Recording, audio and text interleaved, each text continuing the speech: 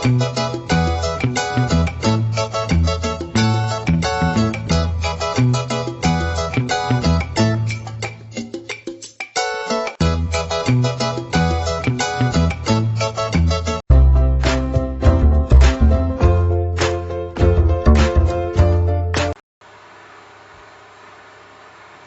मित्रों,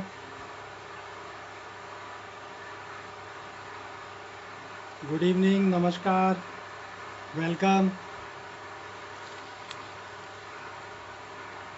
सभी मित्रों को एक बार फिर से डॉक्टर प्रिंस राज का नमस्कार। बड़ों को चरण स्पर्श, साथियों को प्यार, छोटों को आशीर्वाद। कैसे हैं आप सब लोग?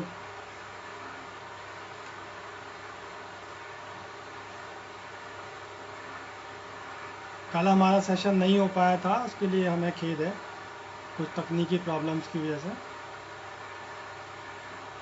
तो आज हम आपके सामने शामिल हैं, हाजिर हैं फिर से।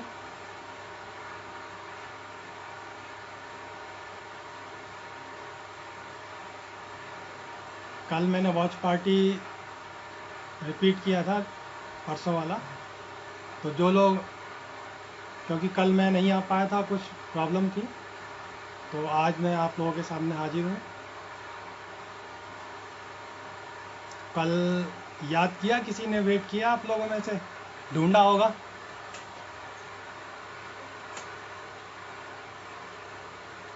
जी आ जाएं मित्र, अभी और लोग भी आ जाएं, साथी लोग। तो स्टार्ट करते हैं। कौन कौन आए? कैसा चल रहा है आपका समय? अब तो लॉकडाउन भी काफ़ी हद तक खुल गया है, और लॉकडाउन खुलने से काफ़ी चीज़ें इम्प्रूव हुई हैं।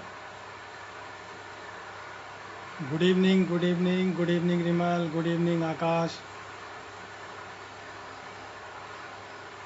कैसे हैं आप सब लोग? कल मैं नहीं आ पाया था। जी नमस्कार प्रज्ञा जी।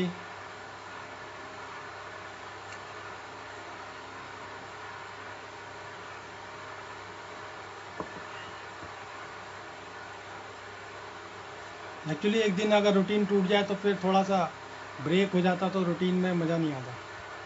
तो काफ़ी साथी लोग शायद कल नाराज़ भी रहे होंगे कि हम क्यों नहीं आए, लेकिन मैंने नोटिफिकेशन डाल दिया था। गुड इवनिंग अरुण, कैसे हो बेटा? तो गुड इवनिंग आकाश, गुड इवनिंग। हम परसों बात कर रहे थे अभी। नमस्कार बेटा, नमस्कार, गुड इवनिंग।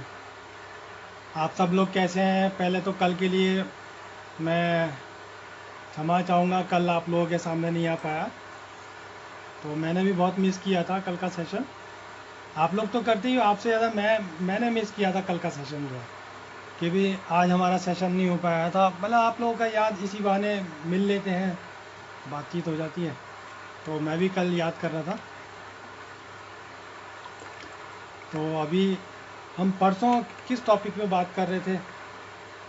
क्योंकि बनाना तो चलता रहेगा, कुछ हालचाल पता चल जाए अपने, एक दूसरे के हालचाल, और आर्ट के, हमारे कला के हाल क्या हैं, कला के हालचाल, ये सब चीज़ पता चल जाए तो फिर धीरे धीरे काम तो होता ही रहेगा। अभी काम ही प्रैक्टिकल भी करेंगे। तो परसों हम मैं सोचता हूँ, अभी कुछ लोग आ गए।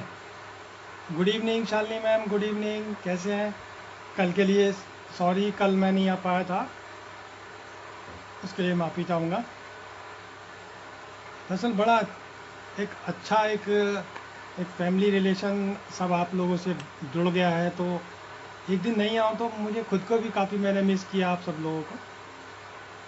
तो आप लोगों ने मेरी बातें मिस की या नहीं की? कल सेशन के टाइम क्या किया, और कुछ नया काम? Thank you, thank you. कुछ लोग अपना काम भी शेयर किया कीजिए कि लॉकडाउन में क्या काम किया। और ये लॉकडाउन कुछ हद तक आर्टिस्टों के लिए अच्छा भी है। आर्टिस्टों ने कुछ बहुत सारे नए नए काम भी किए हैं लॉकडाउन के अंदर।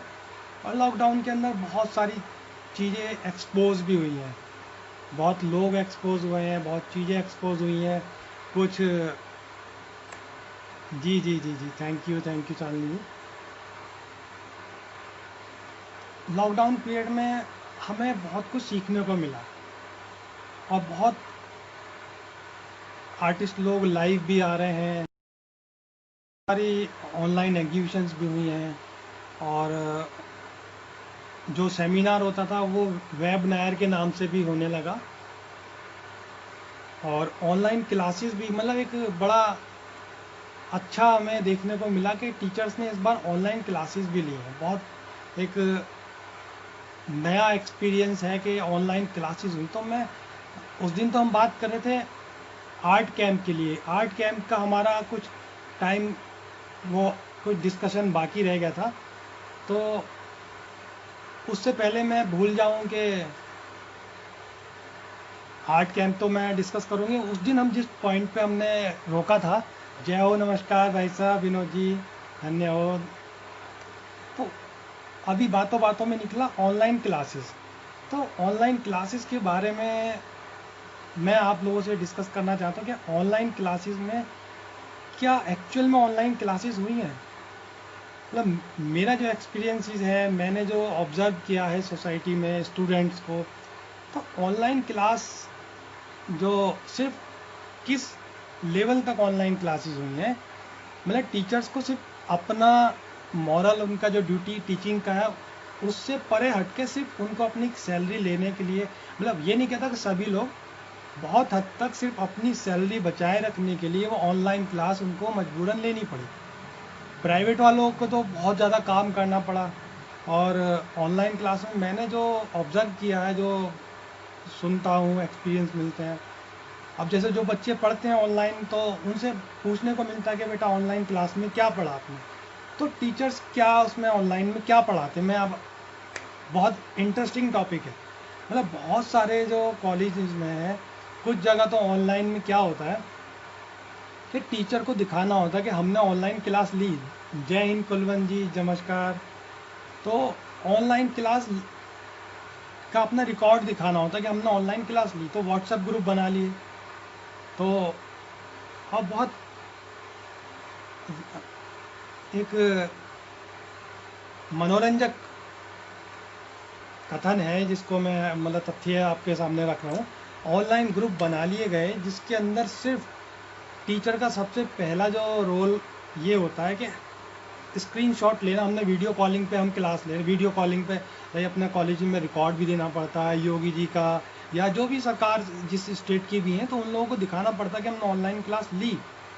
तो टीचर सबसे पहले जो काम करता है, अपना स्क्रीन पे लेगा, जब स्टूडेंट्स आ जाएंगे हमने स्क्रीनशॉट ले लिए, देखिए इतने स्टूडेंट्स को हमने ऑनलाइन पढ़ाया। बट क्या पढ़ाया ये कोई नहीं हो, कुछ पढ़ाते नहीं है, दिखा दिया कहीं से, इधर से लिंक डाल दिया, उधर से लिंक डाल दिया।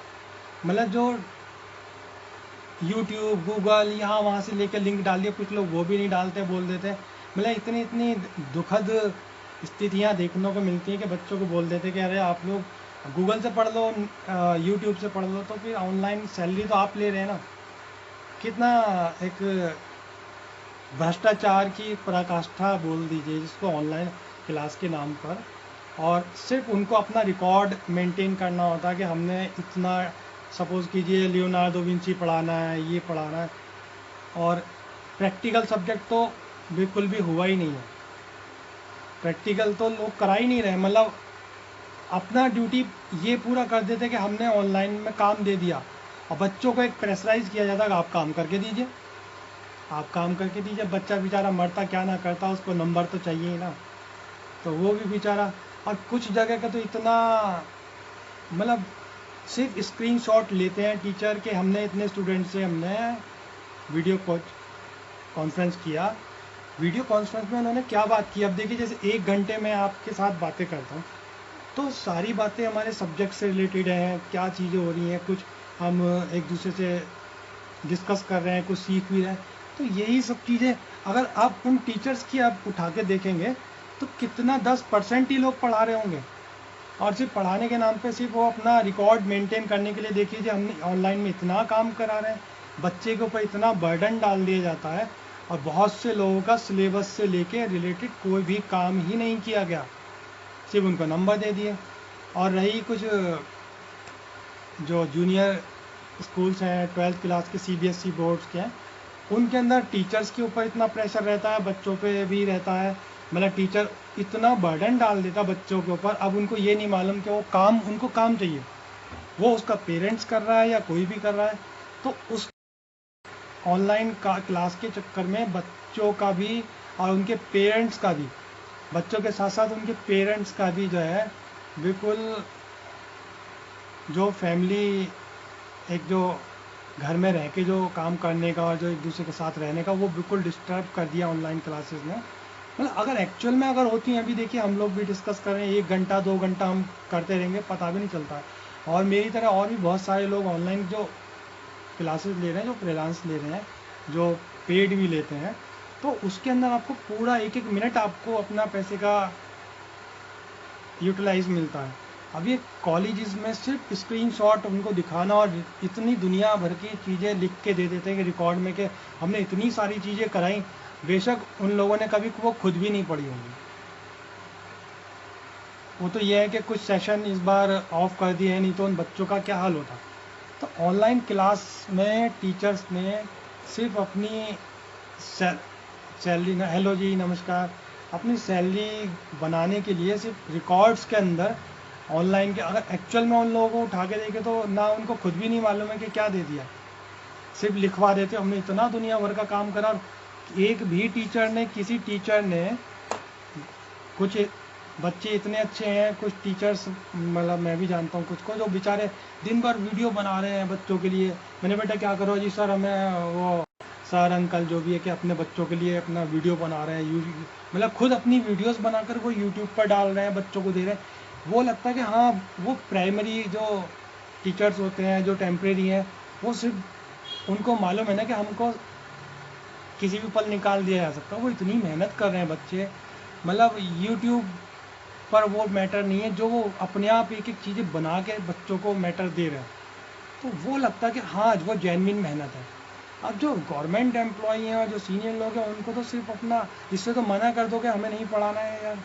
ऑनलाइन के नाम पर सिर्फ बच्चों को बेवकूफ़ बनाना, गवर्नमेंट को बेवकूफ़ बनाना, इतना ऑनलाइन मैटर मतलब सिर्फ स्क्रीनशॉट लेंगे, अपनी अटेंडेंस दिखा देंगे, देखिए अब आप बच्चों को डाल देंगे, आप ये काम डालो, कभी कोई कंपटीशन, कभी कोई कंपटीशन। अरे यार, लॉकडाउन पीरियड में अगर बच्चों को आपने सिलेबस के अकॉर्डिंग 10% भी पढ़ाया होता, 20% भी पढ़ाया होता, तो आज बच्चे आपको दुआ देते। बेशक वो मजबूरी में कुछ ना कहें, मतलब बहुत बुरा सिस्टम है एजुकेशन सिस्टम का।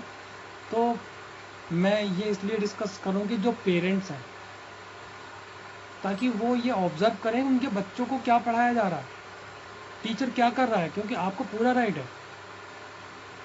मतलब टीचर बच्चों को पढ़ा रहा है या नहीं पढ़ा रहा है सिर्फ, या टीचर अपना नेट पे से लेके मैटर डाल देते हैं। अब एक, मतलब कुछ कॉलेजेस में ऑनलाइन एग्ज़ाम भी हुआ, वो भी एक बहुत ही ज़्यादा एक निंदनीय और शर्मनाक, जिसे मैं कहूँगा। मतलब ऑनलाइन एग्ज़ाम का क्या एक सिस्टम होता है। तो ऑनलाइन एग्ज़ाम मैंने कुछ ऐसे भी देखे कि टीचर्स ने क्वेश्चन पेपर बना के दे दिया कि कल आपका ऑनलाइन टेस्ट होगा 10 बजे से मान लीजिए 12 बजे तक, 2 घंटे का या 3 घंटे का। तो मैं उन टीचर्स को भी ये थोड़ा एडवाइस देना चाहता हूँ कि वो लोग अगर ऑनलाइन एग्ज़ाम करा रहे हैं तो उसको वो ये तो अपना थोड़ा सा ऑब्जर्व करें कि वो बच्चा लिख क्या रहा है।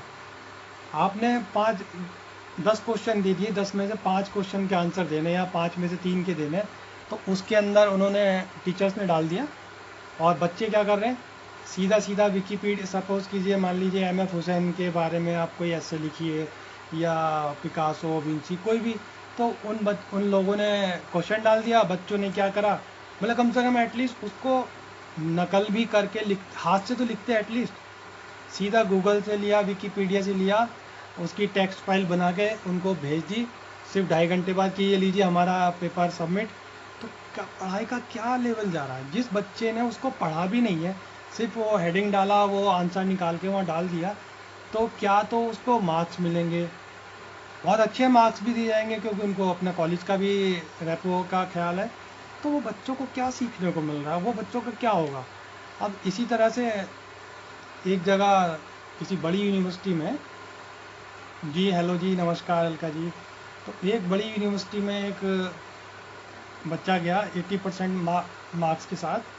तो आई थिंक डीयू के अंदर, डीयू में गया था। तो उसने अपनी डॉक्यूमेंट्स वहाँ सबमिट किए किसी एडमिशन के लिए। तो उसके थ्रू आउट 85% थे उसके नंबर। तो उन लोगों ने पहले उनसे पूछा कि आप कहाँ से पढ़े हो।